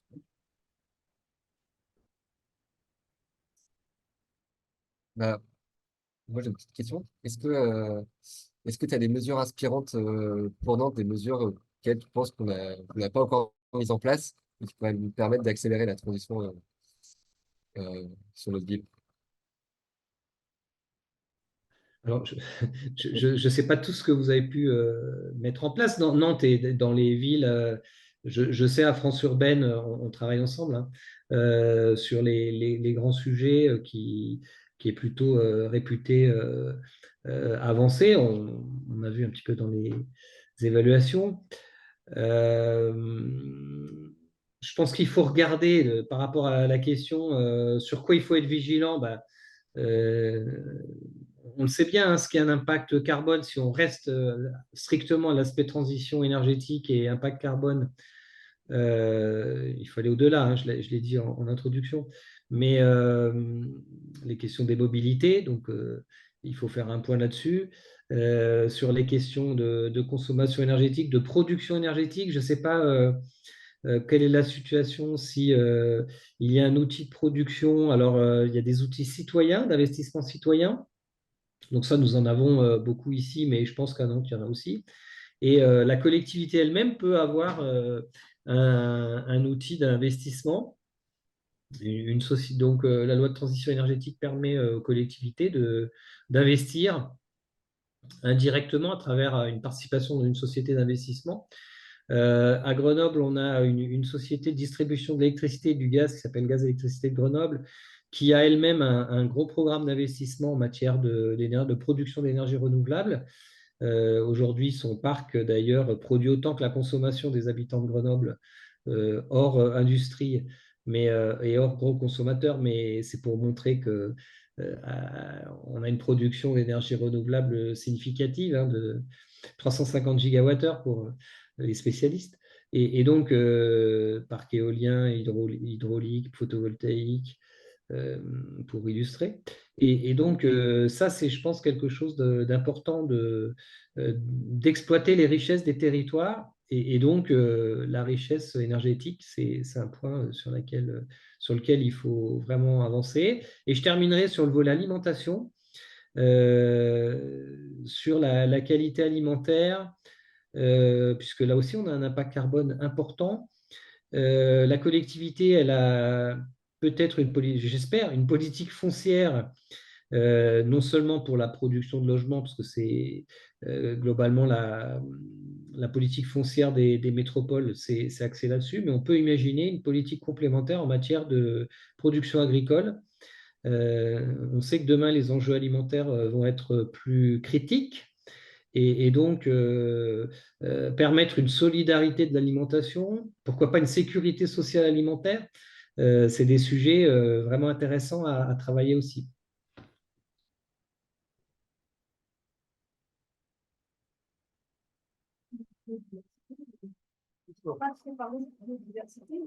Vas-y, je vais répondre à ta question.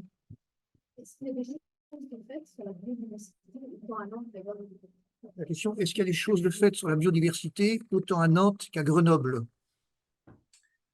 Alors, c'est moins mon domaine, mais c'est un domaine majeur, hein. La chute de biodiversité, c'est un gros problème au niveau planétaire. Et donc, on peut avoir une action, y compris au niveau local, y compris en centre urbain. Et d'ailleurs, ça s'inscrit bien dans une politique d'adaptation au changement climatique qui passe par la végétalisation. Et donc, végétaliser les villes, débitumiser, désimperméabiliser, hein. Par exemple, les cours d'école, c'est des sujets sur lesquels on travaille aujourd'hui, je pense qu'à Nantes aussi. Toutes les villes, hein, le font, Paris aussi. Et donc, on a là une opportunité pour avoir des aménagements qui, justement, permettent l'hébergement d'espèces, typiquement d'oiseaux urbains, de différentes plantations et aussi d'insectes. Je ne suis pas spécialiste, mais je sais que cette végétalisation va renforcer, peut avoir un aspect tout à fait intéressant en matière de biodiversité. Et donc, le fait de ne pas traiter non plus ces productions de jardin, ça permet aussi d'avoir un impact positif sur la biodiversité. Donc, c'est tous ces projets-là dans les parcs publics, dans les cours d'école et dans les rues aujourd'hui, les rues aux écoles, on les appelle les places aux enfants chez nous, place aux enfants, hein, laisser la place aux enfants. Et devant les écoles, et donc fermer l'accès aux voitures et végétaliser, débitumiser, désimperméabiliser. C'est devant les écoles, c'est le lieu idéal pour faire ça. Et donc, on a un programme d'investissement important sur ces transformations qui changent la ville, qui réduisent les îlots de chaleur urbains. Et dans le sud comme Grenoble, là, on souffre beaucoup de ces îlots de chaleur. Donc, c'est très pertinent que d'avoir une politique de ce type.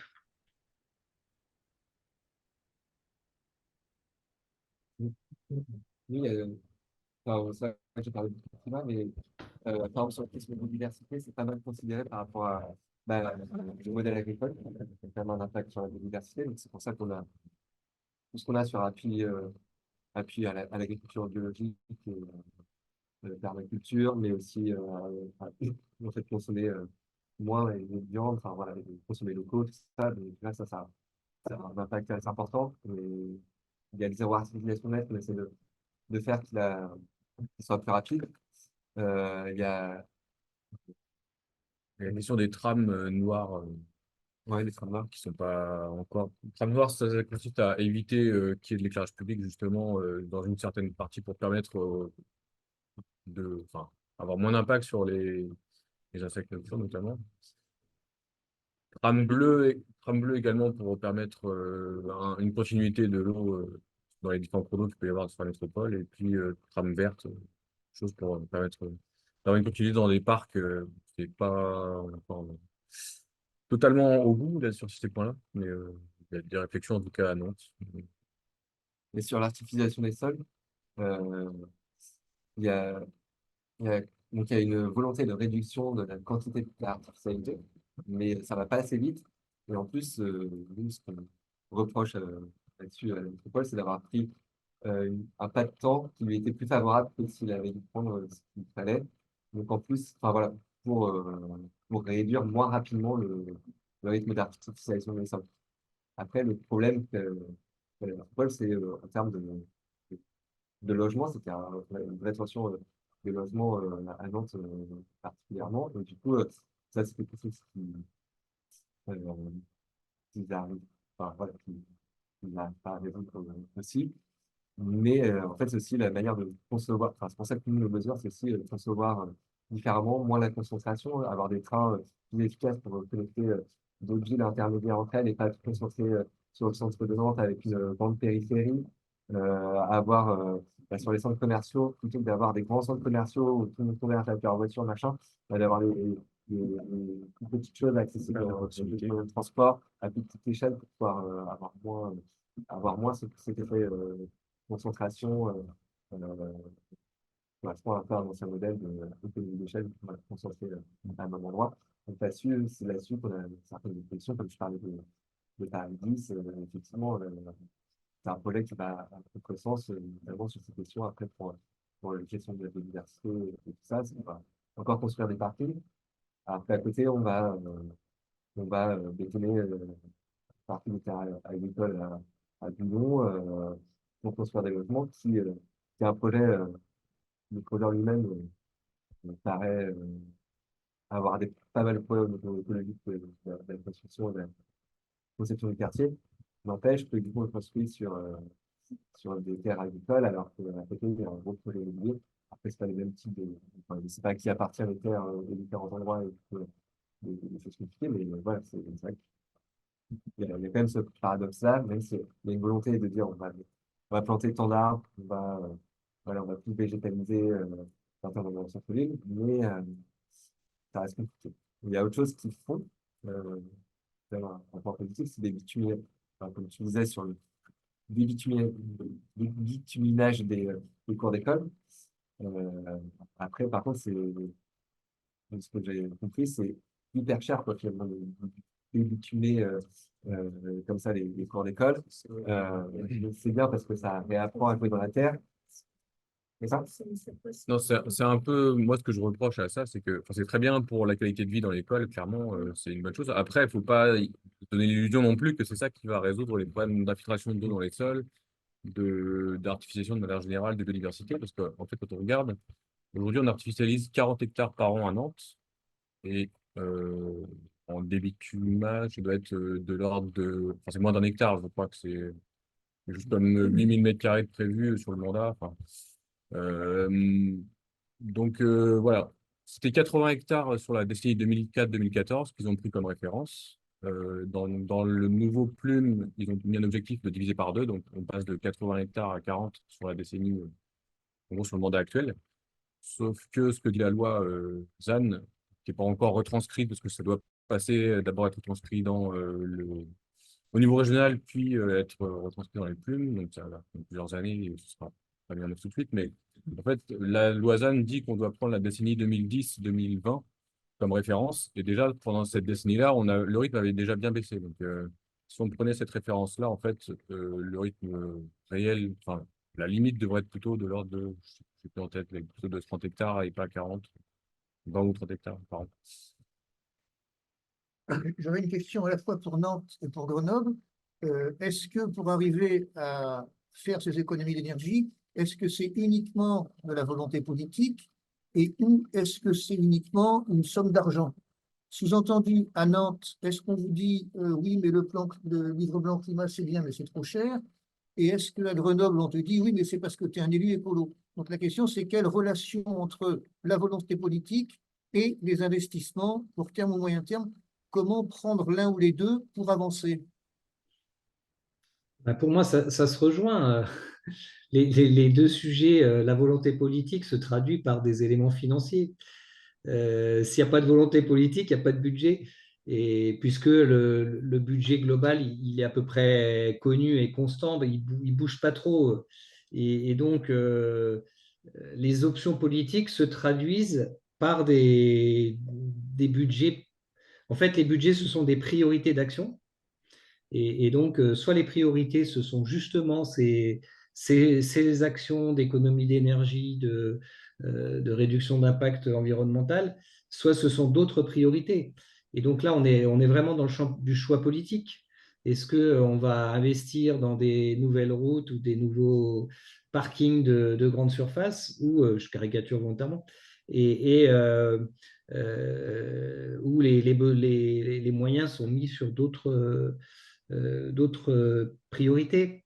Il y a une échelle que je voulais citer, que je n'ai pas donnée et qui est importante dans tout ce qu'on discute, c'est l'échelle du SCOT, le schéma de cohérence territoriale, qui est entre l'échelle régionale et l'échelle intercommunale du Plume. et qui traite de ces sujets tram noir, tram bleu, ZAN et rythme de réduction de consommation d'espace. Et donc, ce sont aussi ces échelles du SCOT qu'il faut investir en tant qu'association. Il y a les élus, bien sûr, mais il faut réussir à ce que la voix citoyenne puisse être exprimée dans ces lieux-là, puisqu'il y a vraiment des enjeux qui ensuite sont traduits dans les différents PLU. Vous posez la question à Nantes, c'est est-ce que quand vous négociez, quand vous présentez les objectifs du livre blanc, est-ce que vous dites c'est bien mais c'est trop cher au niveau des relations que vous avez avec les élus des services? Les objectifs, généralement, ils ne sont pas trop remis en cause. Mais les mesures, Donc voilà, la réalisation de... après, il y a des choses, ça dépend. Des fois, on nous dit, ouais, non, c'est pas possible, comme des choses sur la pub, alors que nous, on a un peu enfin, on a Des discuté compétences. ailleurs, il y a quand même des possibilités de d'autres leviers. Je pense qu'il y a aussi de la gestion entre. Voilà, c'est aussi une question de mettre la pression sur les élus par rapport à d'autres, à un rapport de force avec d'autres acteurs. Euh, voilà. Après, la question budgétaire, oui, elle intervient quand même relativement souvent. Euh, je dirais encore plus si pour la région, par exemple, sur le RER métropolitain, c'est plus ça qui va parler ces questions de coût, alors qu'elle n'a pas de volonté, quoi. Quand elle peut aller chercher des soins, elle n'a pas la volonté de La région, tout la région. oui. Après, la métropole, ce qu'elle nous dit, c'est des questions de coût, pas tant que ça sur ce qu'il présente. Bon, Parce que- après, parce que tout n'est pas forcément à l'échelle. Enfin, la métropole n'a pas non plus la réponse à tout. Par exemple, sur la précarité énergétique, c'est un des gros points avec le transport sur les émissions de gaz à effet de serre de la ville et de la métropole. Et là-dessus, bah, il y a des choses, des accompagnements de fait qui viennent en complément des aides nationales, mais en fait, la collectivité n'aurait pas les moyens de financer la rénovation performante de tous les bâtiments de la ville qu'il nécessite. Et là-dessus, bah, faut compter sur ma prime rénov qui vient d'être rabotée d'1 milliard cette semaine, par exemple. Donc, ouais, il y a d'autres financements qui sont nécessaires. Euh, et après, il y a aussi des moyens humains, mine de rien. Enfin, il y a la volonté politique. Après, il faut qu'il y ait des moyens humains dans les collectivités pour les mettre en œuvre. Par exemple, on parle d'économie sur le patrimoine de la collectivité. Avoir 40 chauffagistes au sein des services de notre métropole, ce serait une bonne chose. Nous, on en a plutôt moins de 10 pour un patrimoine qui n'est pas le même. Et puis derrière, il y a aussi, quand on parle d'économie, je ne sais pas quelle est l'évolution du patrimoine depuis 2005 là, sur Grenoble, mais nous, c'est plutôt en expansion constante. C'est plusieurs dizaines de milliers de mètres carrés chaque année en plus. Donc, l'enjeu, c'est plutôt de stabiliser les consommations dans ce contexte-là. Si on arrive à les stabiliser, voire les infléchir légèrement, c'est une bonne chose. Par rapport à la métropole, par rapport au transport, à la mobilité, parce que j'entends parler beaucoup des solutions que propose, des investissements, des coûts. Il y a des choses qui demandent simplement du jus de cervelle, pas plus. C'est-à-dire, je prends l'exemple des trains. Là, il y a un projet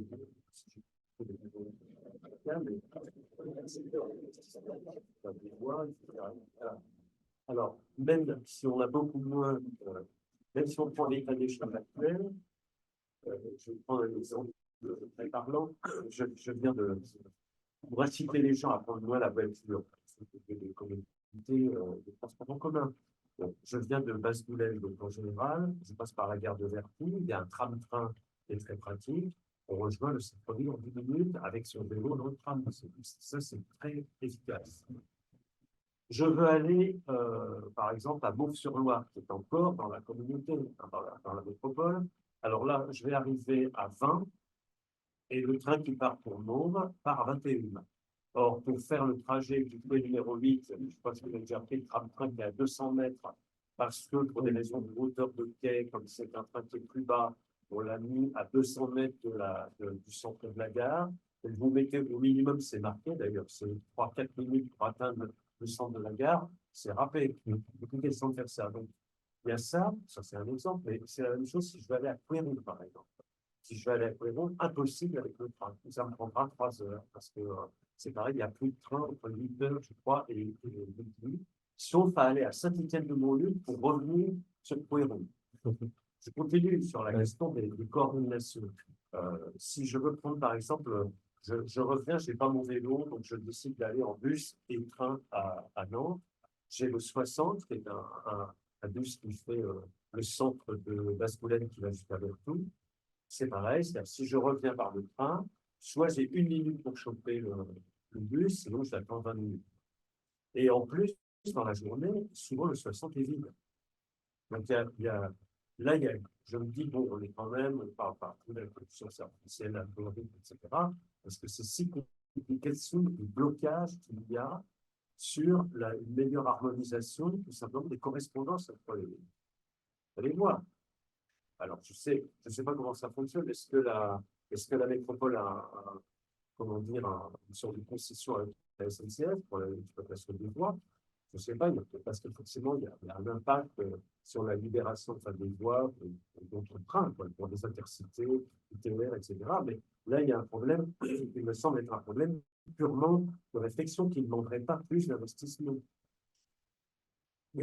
Pardon. Et à qui avez-vous affaire quand vous discutez de questions comme ça sur la mobilité dans la métropole? Parce que moi, j'ai essayé, j'étais à l'université du Chypre, chez l'Interallié. Il y avait une commission sur les transports. J'ai trouvé une personne qui représentait la métropole, qui parlait de transport.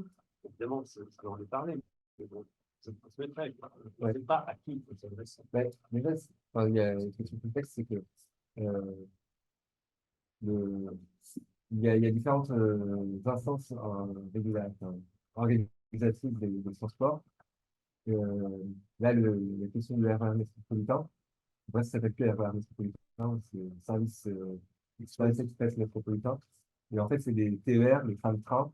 Et tout ça, en fait, ça sera considéré comme étant le RER métropolitain. Après, avec un sens peut-être plus étendu pour la question de la tarification unique aussi, tu prends ton ticket de tram, enfin, ton ticket de transport, et tu peux circuler partout avec ton ticket. Mais du coup, ça demande de la cohésion entre la région qui est le responsable des TER, la métropole qui viendra en soutien qui fera quelque chose de liste, c'est de faire des entreprises un peu comme, je sais pas, comme la Société du Grand Paris, là, qui gère à Paris, parce que la planète ça existe. Et du coup, la possibilité de faire ça dans le cadre, justement pour avoir une gestion collégiale, de la région et la métropole. Après, il y a la SNCF, réseau. Il y a celui qui va louer les trains. Donc avant, c'était la SNCF. Maintenant, c'est une filiale de la SNCF parce que les régions étaient très pressées de faire la privatisation. Donc, il y avait qu'un seul acteur qui était prêt à prendre, c'était la filiale privée de la SNCF. Donc, la privatisation, c'est pas facteur d'amélioration de la coordination, tout ça, parce que du coup, on multiplie les acteurs. Mais voilà, du coup, l'histoire du service express métropolitain, c'est pour répondre à un certain nombre de problématiques, pour avoir des meilleures correspondances et tout ça, au moins au sein de ce service-là, avoir plus de liaisons, éviter les trous à les heures creuses, des choses comme ça. Alors, il n'y a pas forcément besoin de mettre des nouvelles rails et tout ça, au moins dans un premier temps, même si pour certains trucs, il faut en rajouter un petit peu pour avoir des meilleures liaisons, voire moi, je serais pour qu'on voit encore plus, mais là, on n'y est pas du tout. Mais déjà, à mettre plus de trains pour que les gens puissent être moins serrés, qu'il y ait moins d'annulation de train, parce qu'il y a beaucoup d'annulation de train en ce moment. Ça, c'est lié au manque de trains, tout simplement. On va peut-être demander à Vincent à Grenoble, quelles actions avez-vous à Grenoble au niveau des transports en commun et des trains au quotidien sur Grenoble ou sur l'agglomération ou sur la vallée? Personnellement, moi, je suis moins impliqué sur ce sujet de mobilité, donc je ne pourrais pas être dans les détails. Historiquement, Grenoble a investi beaucoup, mais on était avec Nantes d'ailleurs, Strasbourg, Montpellier, dans les villes à réintroduire le tramway dans les années 80. On était ensemble. Aujourd'hui, il y a 5 lignes de tramway. La configuration géographique est plutôt favorable à des lignes de train, donc, puisqu'on est très contraint par les massifs montagneux ici.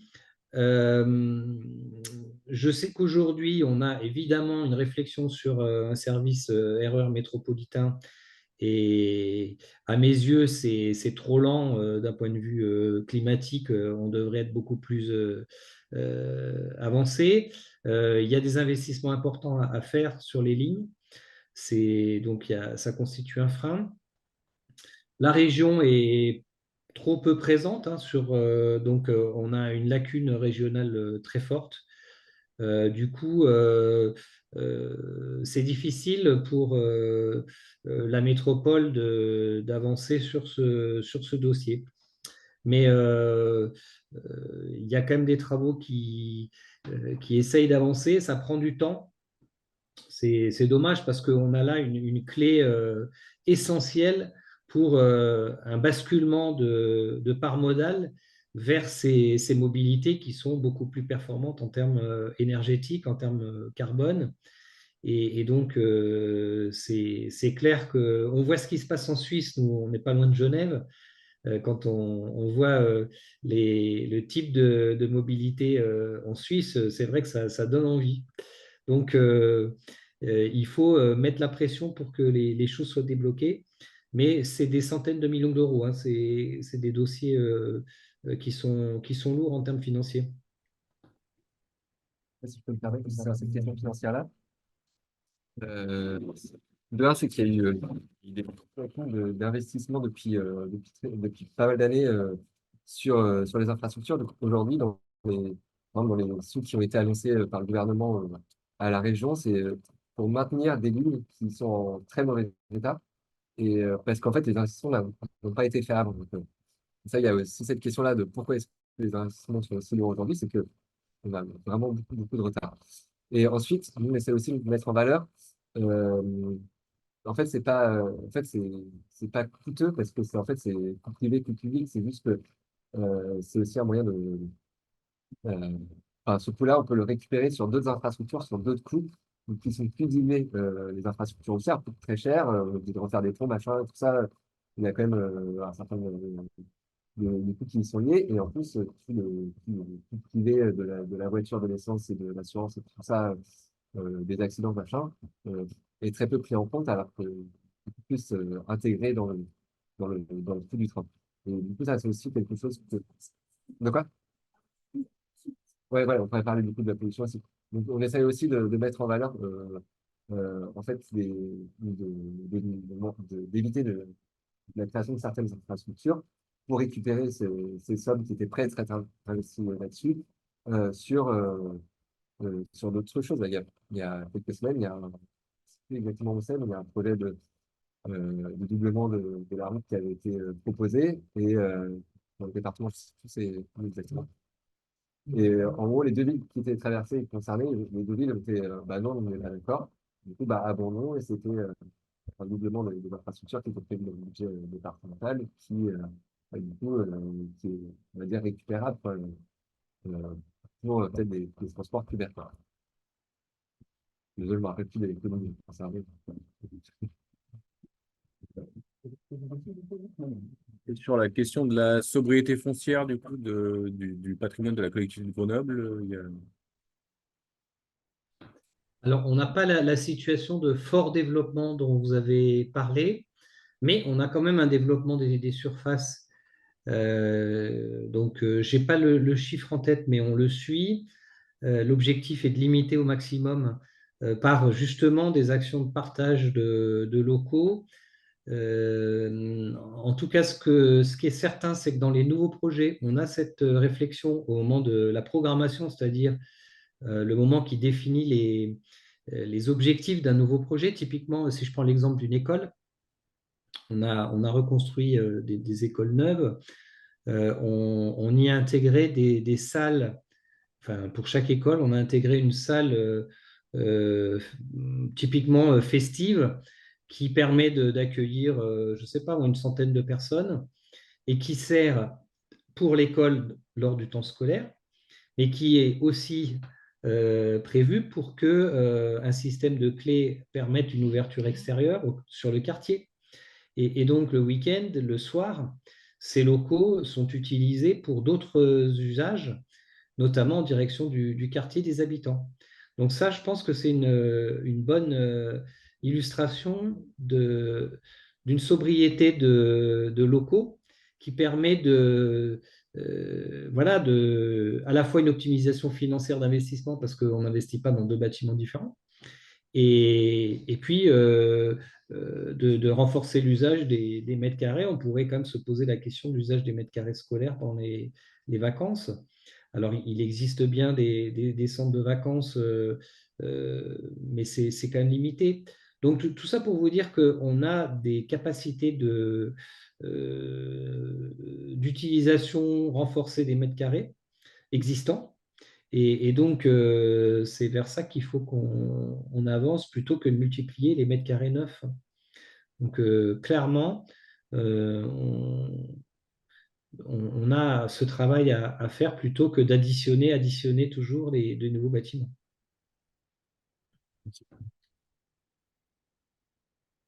Une question, dans quelle mesure l'Europe peut-elle être un levier au niveau de l'action dans les villes, au niveau réglementation ou au niveau financement? Oui, au niveau de l'Europe.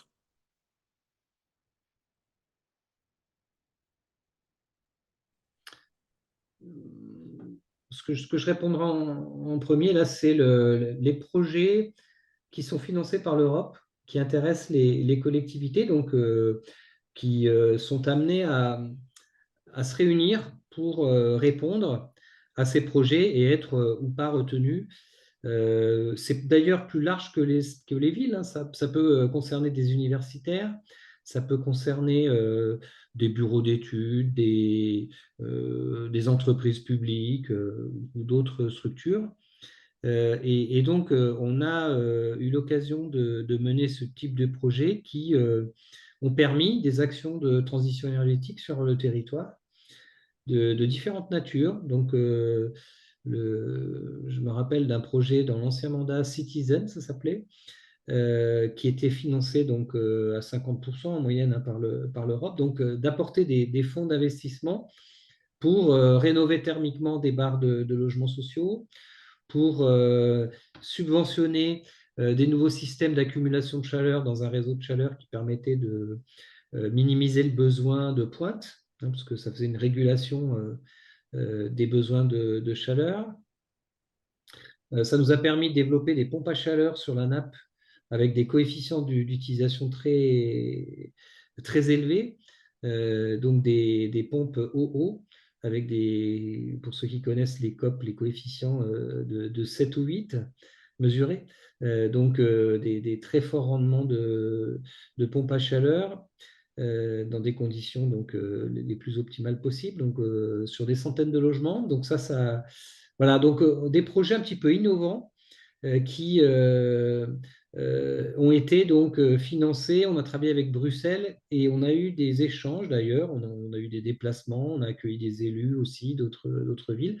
Donc il y a le volet financement et puis il y a le volet échange, réseau qui joue d'ailleurs pour les techniciens, pour les élus, pour des universitaires. Et donc, c'est vraiment très riche comme échange, parce que ça permet de voir ce que font les villes euh, dans voilà, chez elles. Et donc, c'est très enrichissant en tant qu'innovation et pratique. Donc, voilà, donc c'est vraiment des choses intéressantes.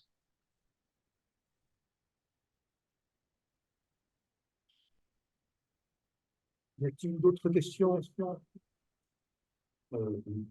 autres questions pour préciser le moment à Grenoble. Donc, à Grenoble, est-ce que vous avez un système d'autopartage? Parce que j'ai vécu, enfin, je suis un peu dans la région nantaise, mais à Montpellier, il y avait un système d'autopartage qui était excellent, qui est en fait une association qui s'appelait Lobby Loto, qui s'est développée sur une dizaine d'années, qui est passée d'un parc d'une trentaine de voitures à 80 voitures. Et ça, c'est important, enfin, par rapport à l'usage de la voiture. Déjà, je peux en acheter.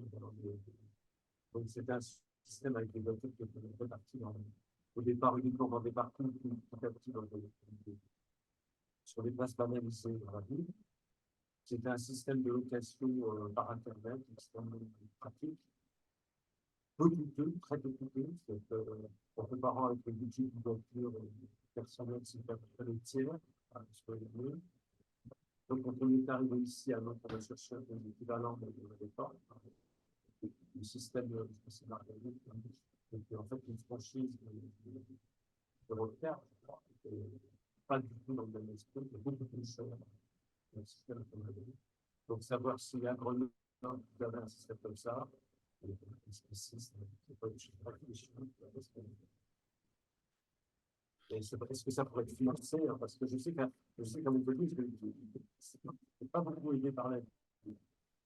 C'était effectivement par les négociations de place de partout.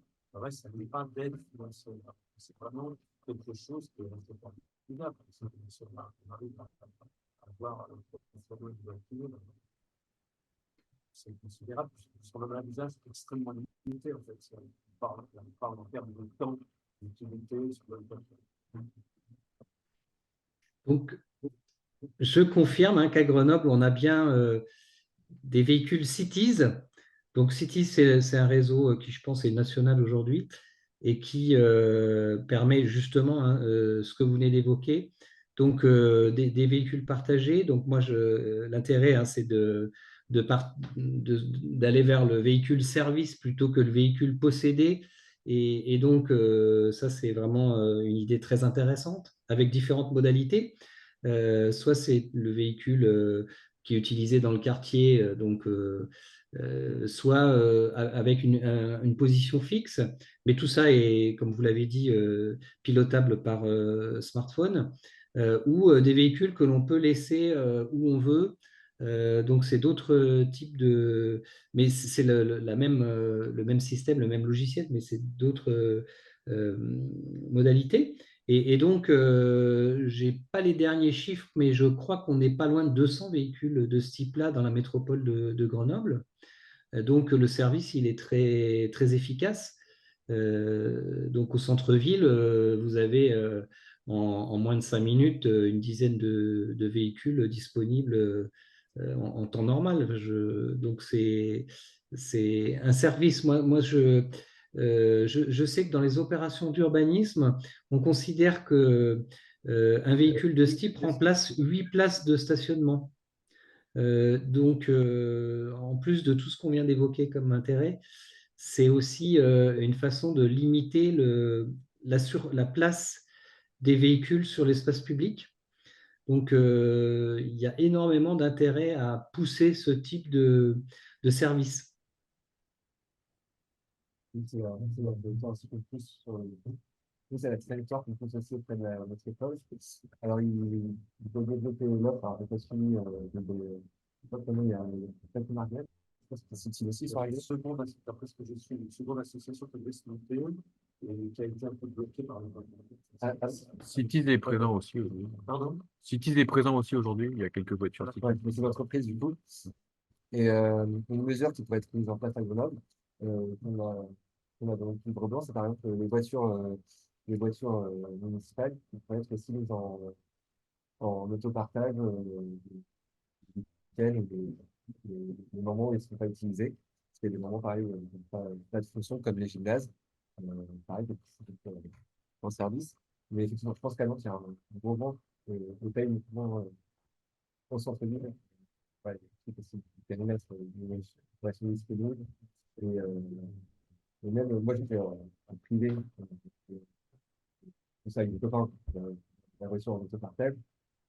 Maintenant, il ne tout, mais du coup, moi, je me retrouve de nouveau avec une voiture que je ne connais pas. Mais par contre, il n'y a pas trop de solutions comme ça, en dehors des trucs plus commerciaux. Je sais pas. Et peut-être pour ajouter un peu sur Nantes, des voitures de partage, c'était une problématique avec le relevé pendant les ateliers pour le tunnel, les points de tape qui partagent les publics. Donc, ça. Et après, il n'y a pas beaucoup de monde motivé pour pousser dans ce niveau-là, mais c'est des problématiques avec le relevé qui, du coup, ça a été remonté jusqu'à la métropole et effectivement, dans le sens à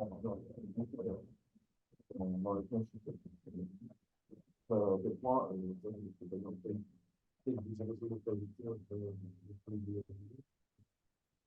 C'est pas aussi les freins que ça. Si il y a quelqu'un qui était assez courageux pour se lancer, c'est une association qui a ça, avec un gars qui connaît son économie, mais c'est tout.